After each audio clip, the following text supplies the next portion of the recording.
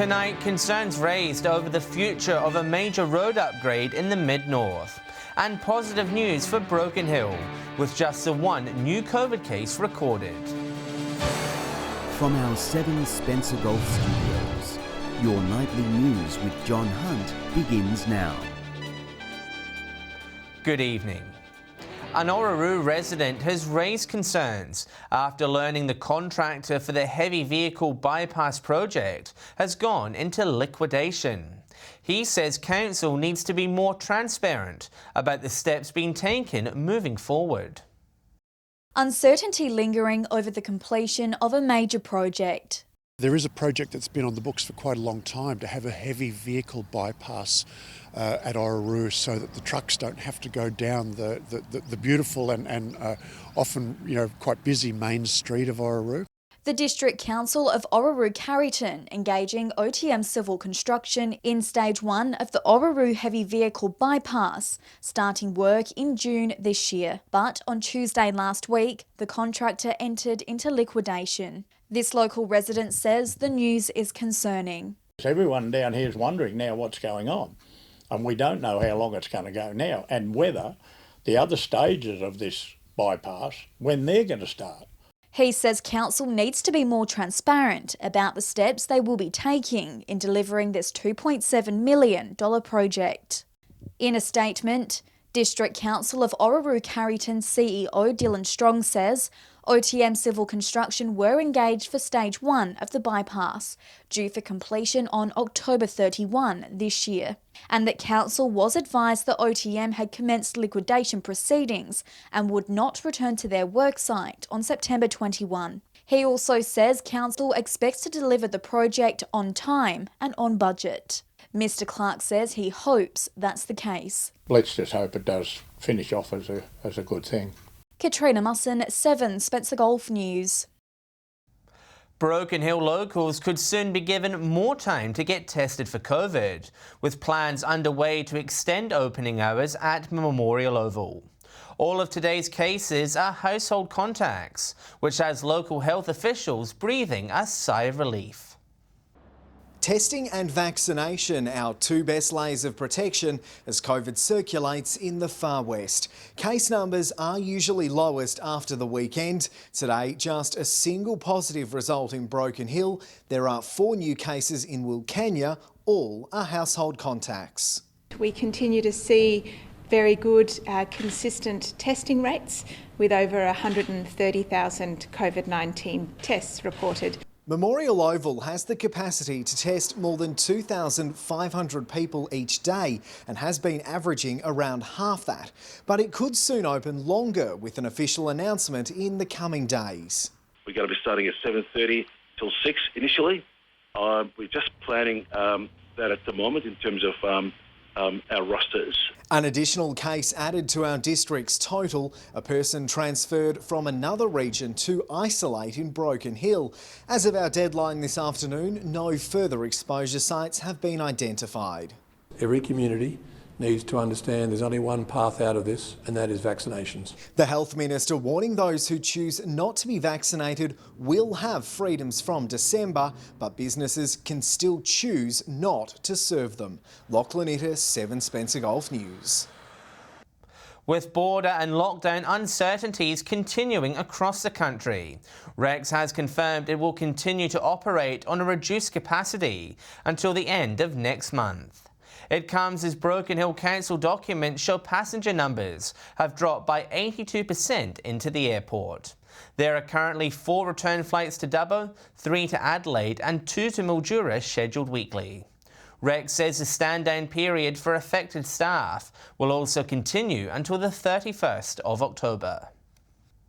Wyler's Vaccine Clinic will now be open 7 days a week, with residents now allowed to be vaccinated on weekends.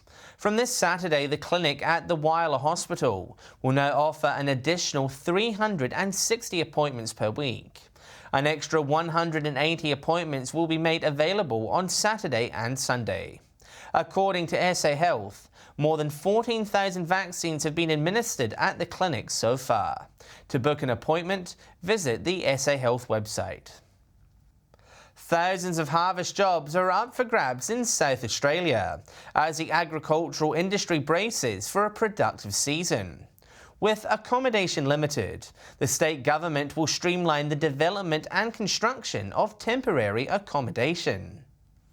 With a bumper harvest season on the cards for South Australian farmers, hundreds of jobs are still needing to be filled.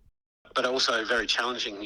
We usually rely on backpackers for some of that seasonal work, and they're not around at the moment. The state government temporarily changing planning rules, making it easier for bulk handlers and farmers to build temporary accommodation facilities. The Minister for Primary Industries hoping it will help get workers to the regions. We're doing what we can, try and get people from the city or people from school leavers, university students who are taking a break after exams. Earlier in the year, the state government flew in more than 800 seasonal workers from the Pacific Islands to quarantine in the Riverland and begin harvesting. Minister Basham not ruling out a similar program if jobs aren't filled locally. Yeah, it's certainly all those options are continually looked at to see whether we need to mobilise them. Development applications will be assessed by the State Planning Commission rather than local councils. The government says it will ensure any development approval granted is appropriately and consistently considered. Dylan Smith, 7 Spencer Gulf News. Still to come tonight, Bunnings' proposed Port Augusta store moves to the next stage of approval, and Cleve District Council undertaking a building blitz.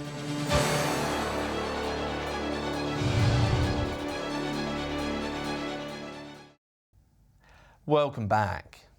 An Adelaide man has lost his licence for 6 months after being caught travelling more than 50 kilometres over the speed limit in the mid-north.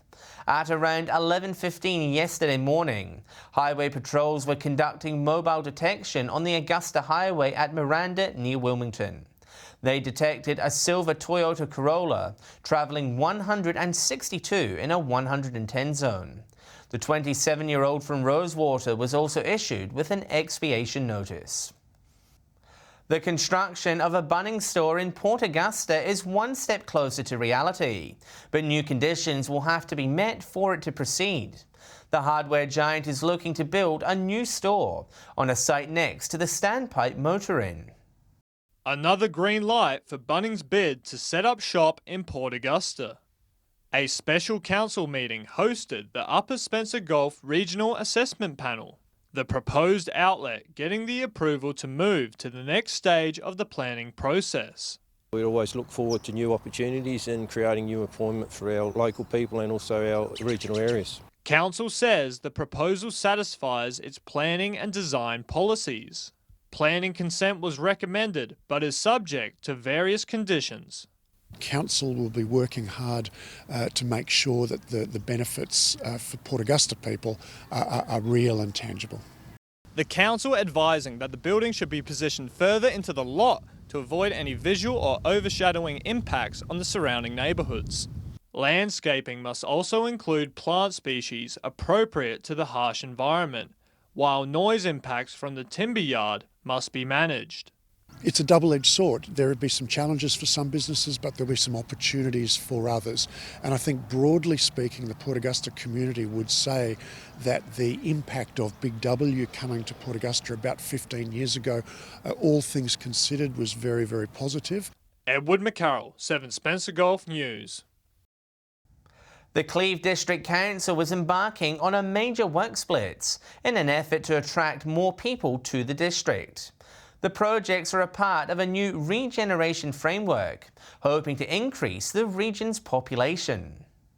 Getting on the front foot, Cleve District Council undertaking a building bonanza to help regenerate their shrinking population. Just put a plan in place to try and increase that up to around about the 2,000 range. So, it's about regeneration of our district here. A $2.54 million play space, one of several major projects planned this financial year.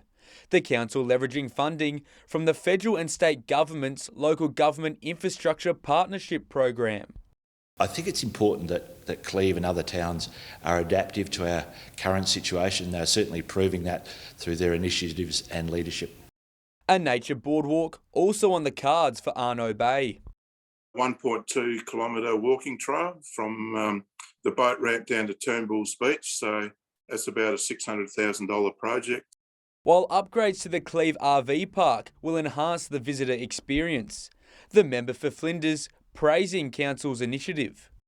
What they're really striving to do is make it a more attractive place to visit and live. So some of these works will bring about new jobs, no doubt. It's hoped the projects will be completed by the middle of next year. Dylan Smith, 7 Spencer Gulf News. The $1 million upgrade to Broken Hill's Queen Elizabeth Park remains on track and should be completed on time despite the current lockdown. New facilities have recently been installed, while it's full steam ahead for the picnic train's relocation. Out with the old and in with the new. Looking at Queen Elizabeth Park today, it's certainly no place for a picnic yet. The progress that's being done is very real, and for all of us, we look forward to the toot-toot of the train. The upgrade costing $1.2 million, funded by Council and Crown Lands. Work progressing on the station and landscaping for the park's biggest drawcard, the relocated picnic train. The railway track is down, they're securing that, putting down a lot of ground, and hopefully all the electrical work is done. Pavers have been laid around the historic rotunda, new play equipment and toilet block installed, and dog play area completed. This is a mixed dog park. If I say that, Council's also looking at other sites to have a separation of big dogs, small dogs. While a number of council projects have been delayed due to the lockdown and border closures, works here at Queen Elizabeth Park are still on track to be completed by Christmas. Council documents showing there are 2 delays because of Mildura-based contractors, but alternative solutions are being investigated if needed. As a council, you set your vision, you want to deliver, and this is one of those legacy projects for everyone. Hoping every man and his dog will take to the new space. Lachlan Itter, 7 Spencer Gulf News. Stay with us. Whyalla artists urged to help design next year's Unearth logo. And an exhibition celebrating local landscapes opens in Port Augusta.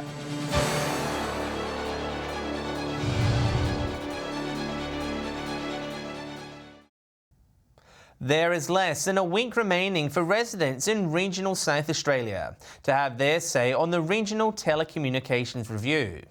Held every 3 years, it helps the federal government understand the state of telecommunications in rural communities and helps guide future policies and programs. Head to the Regional Telecommunications Review website to lodge your submission. If you were on the Augusta Highway early this morning, you might have noticed some impressive new tanks on the road. Measuring 11 metres wide, they left Ferrity International's Whyalla workshop en route to Roxby Downs for use at the Olympic Dam mine. The company thanking motorists for their patience, with their movement causing some delays for drivers. Artists from across the Steel City are invited to design a poster for next year's Unearth Festival in Whyalla. The winning artwork will receive $500 from City Council and will be used for event merchandise and posters. A major opportunity for an up-and-coming artist to showcase their talent. The Whyalla City Council looking for someone to create the promotional artwork for next year's Unearth Festival. It'll be featured on posters, the event program cover and other merchandise. So we're looking for something with some of those really nice elements that we can use isolated from the poster itself, but also the poster, which will be our hero image. It will be on our promotional advertising. If selected by the event organisers, the winner will get $500. Artists are encouraged to come up with their own theme, either inspired from current social trends or world situations, or just Whyalla itself. We want something fringy and bright and responsive to our environment and the local the local scenery maybe. The Unearth Festival celebrates the performing arts and creative industry each year, whether it's live music, poetry recitals or drama performances.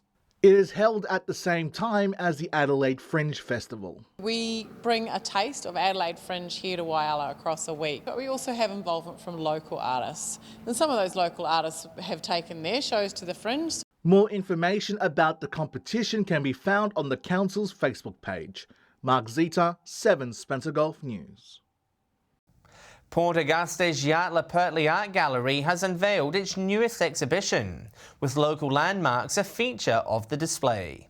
The new collection of works taking inspiration from the landscape of the northern Flinders Ranges. A visualisation of her relationship with water. Artist Edwina Cooper debuting her new exhibition in Port Augusta this week. Titled From This Side of the Horizon, the artwork evokes different weather and landscape conditions present in the region. It's based around the residency that I undertook at Grindle's Hut last year, which is done through Country Arts SA. And all this work is based about land and our relationship with land. Edwina says the residency took her out of her comfort zone, also providing an opportunity to be challenged about her art practice. I was inspired by the varied phenomena that we experienced there, and also looking at the idea of the horizon line and how different that was to what I normally experience. The artworks span across a variety of different mediums, from traditional paintings to topography to sculpture and photography. Interconnected works using the whole wall also a key feature, helping draw the viewer's eye from piece to piece. I hope it's received well. I hope it's a little different. So far the comments have kind of indicated that. The new exhibition will run until the 22nd of October at the Yata Peralta Art Gallery. Edward McCarroll, 7 Spencer Gulf News. Stay with us after the break. We have all the weekend sports results, and we'll have the latest details on what you can expect weather-wise in the region over the next few days.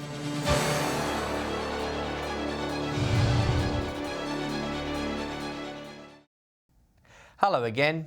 As we begin changing from winter to summer sports, a number of leagues are right in the middle of finals. Whyalla 8 Ball is heating up as the race to the Premiership continues. Katrina Musson has this week's sports wrap. Whyalla 8 Ball has moved into finals mode, with qualifying and elimination finals taking place late last week. Lions Gold move into the preliminary final after defeating Shamrocks 5-4 in a close match that went down to the last doubles game. Another close match also seeing Steel Green heading into the preliminary final after defeating the Senators 5-4. In the elimination finals, Whyalla City were too good for Sham Thistle, defeating them 5-1. They will now face off against Shamrocks in the semi-final on Thursday. In the other game, City Slickers defeated Rifle Club 5-3. City Slickers forfeiting a singles game but winning the match in the second doubles. They will now face Senators in the semi-final. And over to the Port Lincoln squash pennant. Hankins Electrical defeated PS Electrical. John Payne Painting secured a win over Wilkins Electrical. And iHawk Building were too strong for Interact. And that's all for sport from across the region. If your team or club would like your results featured, please let us know at our Facebook page. Turning to the weather now, and we can expect some spring showers over the next few days. More on that later. Starting with today's weather, and from 3 p.m, Whyalla was partly cloudy and 28. Broken Hill had a shower and was 24. Port Pirie reached 29, Coober Pedy 31, and Adelaide was 24 with a shower or two. Taking a look at the satellite image now, and cloud covering eastern parts of SA near a trough is generating some rain, showers and storms. Cloud over the west coast is bringing a few gusty showers, clear skies in the northwest under a dry air mass. Moving on to tomorrow's weather outlook now, and we'll start with the Gulf waters. North to northeast winds 15 to 20 knots, seas 1 to 1.5 metres, and a south to southwesterly swell reaching a metre. Turning to tomorrow's forecast, and the showers across the Eyre Peninsula, Port Lincoln and Cleve both expecting a top of 19. Woodner a little warmer, hitting 21. Similar conditions in Whyalla, a few showers and 21 degrees. Port Augusta will be partly cloudy and 24, and Kadina will reach 20 degrees and can expect a shower or two. And in the eastern part of our region, Port Pirie will have a shower or two and reach 23 degrees, clear showers and 18. And Broken Hill will have an early shower, the Silver City expected to top 27 degrees. Taking a look further through the week now, and on Thursday those wet conditions are set to continue. Broken Hill 23, Whyalla and Port Pirie both 20. Port Lincoln and Adelaide can expect 18. Coober Pedy, however, will remain dry and warm, expecting a maximum of 25 degrees. Those showers are expected to clear by Friday. Coober Pedy will reach a mild 28 degrees. Port Pirie will be 20. Port Augusta to top 22. Broken Hill 21, and if you're heading to the capital, it will be partly cloudy and 17 degrees. And warming up again on Saturday, Coober Pedy windy and hot, reaching 34 degrees. Whyalla and Port Pirie both partly cloudy and 26. Woodner with a slight chance of a shower and 29, and Adelaide will be partly cloudy and 23 degrees. And that's the local news this Tuesday evening. Thanks for joining us. I'll have updates later, and we will be back tomorrow night at 7 p.m. Until then, on behalf of the entire news team, enjoy your evening here on 7. Good night.